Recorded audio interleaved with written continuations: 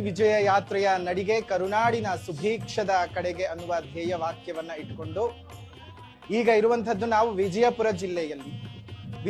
ಜಿಲ್ಲೆಯಲ್ಲೇ ಅತ್ಯಂತ ಪವಿತ್ರವಾಗಿರ್ತಕ್ಕಂತಹ ಪರಮ ಪುಣ್ಯ ಕ್ಷೇತ್ರದಲ್ಲಿ ನಾವೀಗ ಇದ್ದೇವೆ. ಆ ಹೆಸರೇ